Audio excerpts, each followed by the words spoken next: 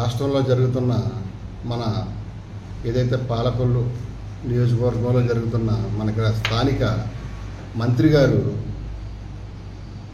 ఉదయం లేచిన దగ్గర నుంచి సాయంకాలం వరకు కూడా మా జగన్మోహన్ రెడ్డి గారి జపం చేస్తున్నాడు. ఏ జపం అంటే ఇప్పుడు కార్తీక మాసం కదా, ఆయన అయ్యప్ప మాల మానేసి మా జగన్మోహన్ రెడ్డి గారు మాల వేశాడు. ఆ మాలలో దీక్షలో చేసే పని ఏంట్రా అంటే ఆయన చేసేది మేం చేసిన అభివృద్ధి కార్యక్రమాలకి ఆయన శిలాఫలకాలు వేసుకుంటున్నాడు. అందులో భాగంగా మొదట గతంలో నేను ఏదైతే మాకు ఇక్కడ ప్రోటోకాల్ ఇష్యూలో కారుమూరి నాగేశ్వరరావు గారితో నేను ఓపెన్ చేయించడం జరిగింది. పంప్ హౌస్ 13 కోట్ల రూపాయలతో చేసిన పంప్ హౌస్ ఆ రోజే మేము ఓపెన్ చేసాం. దానికి ఇప్పుడు జనరేటర్ తగిలించి దాన్ని కూడా మేమే చేసామని చెప్పేసి దాన్ని శిలాఫలకాలు వేసుకోవడం, దానికి ఒక ప్రెస్ మీట్ ఇవ్వడం, ఏంటేంటో తెల్లారి లెగిస్తే వైఎస్ఆర్సీపీ వాళ్ళు తట్టమట్టి సిమెంట్ బస్తా అంటే ఒక తట్టమట్టి సిమెంట్ బస్తా లేకోకుండా సుమారుగా 55-56 సచివాలయాలు అయిపోయినాయి అని అడుగుతా. గ్రామాల్లో ఏదైతే టోటల్గా మొత్తం 80 సచివాలయాలు టోటల్గా కాన్స్టిట్యున్సీలో పూర్తి చేసాం. 80 హెల్త్ సెంటర్స్ కట్టించాం. అలాగే ఆర్బీకేలు 80 కట్టించారు. ఇలా సీసీ రోడ్లు ఇవన్నీ కామన్. ఇవన్నీ తట్టమట్టి లేకుండా బస్తా సిమెంట్ లేకుండా అయిపోయిందా ఎంఏ పిహెచ్డి మంత్రి గారు అని అడుగుతున్నాను నేను. ఇదేనా మీరు ఎంఏ పిహెచ్డి చేసి నేర్చుకున్న గొప్ప సంస్కారం అని అడుగుతున్న మంత్రి గారు. ఎందుకంటే విమర్శించండి, కానీ మీరు చేసిన దాన్ని మీరు చెప్పుకోండి.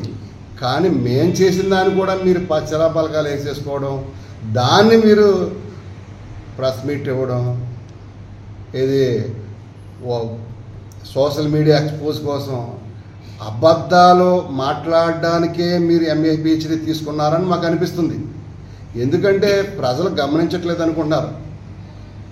అంటే మన పాలకొల్లు మన రామానాయుడు అంటే ఆ పాలకొల్లు ఏమి మీరు పుట్టించలే.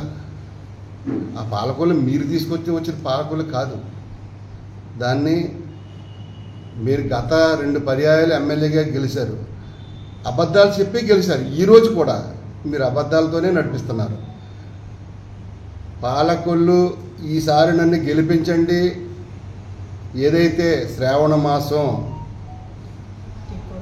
ఆడపడుచులు శ్రావణ మాసాలు గృహప్రవేశాలకు మీరు రెడీ అయిపోండి అమ్మా అన్నారు. రెడీ అయిపోయి రెడీగా కూర్చున్నారు అక్కడ శిరాన్నం వండుకుని రెడీగా. ఒకటో సంవత్సరం అయిపోయింది శ్రావణ మాసం, 2వ సంవత్సరం అయిపోతుంది. ఏది మీ 10% అయిపోయిందే కదా, 10% పనులు కూడా పూర్తి చేయన ఏదైతే మీరు మాట్లాడారో మరి 10% పనులు అయిపోయింది.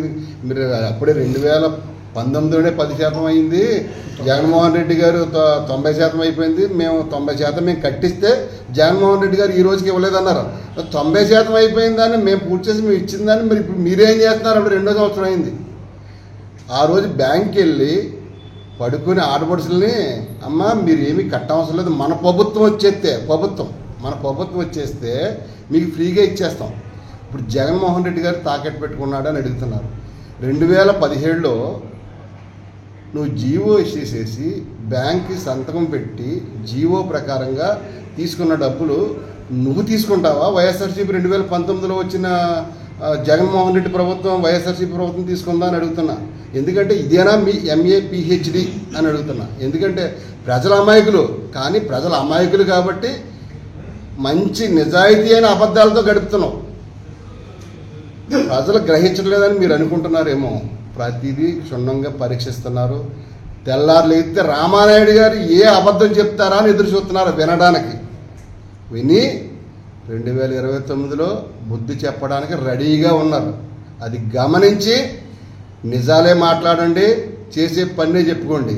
కానీ అబద్ధాలు మాట్లాడడం, ఎదురువారి మీద బ్లైమ్ చేయడం, దొంగ కేసులు కట్టించడం, దొంగ కేసులు పెట్టించడం ఇవన్నీ మానేసి మీ ప్రజలు గెలిపించడానికి, ప్రజల రుణం తీర్చుకోవడానికి నిజాయితీగా పనిచేయమని నేను కోరుతున్నాను.